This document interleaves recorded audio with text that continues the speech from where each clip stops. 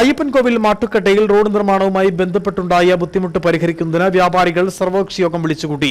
Panchayat community ഹാളിൽ നടന്ന യോഗത്തിൽ ജലജീവൻ മിഷന്റെ പൈപ്പിടിയലിനെതിരെ വ്യാപാരികൾ പരാതി ഉന്നയിച്ചു.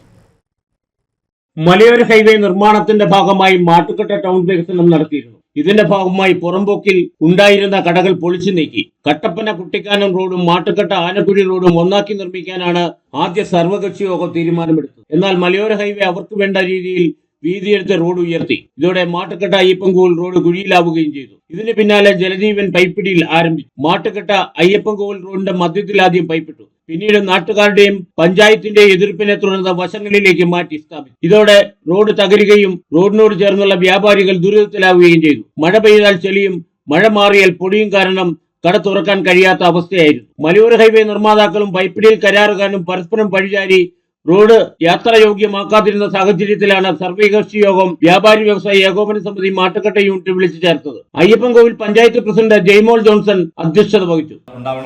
സർവകക്ഷി യോഗം നമ്മൾ ഒന്നിച്ച് കക്ഷി രാഷ്ട്രീയം ഒന്നുമില്ലാതെ എല്ലാവരും ഒന്നിച്ചു നിന്ന് പ്രവർത്തിക്കാനുള്ള സാഹചര്യം ഉണ്ടാവണം.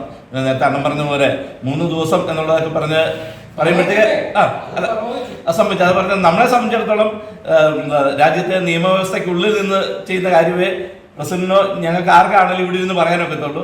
നമ്മുടെ നിയമവ്യവസ്ഥ നാട്ടിൽ നല്ല രീതിയിൽ നടക്കണം.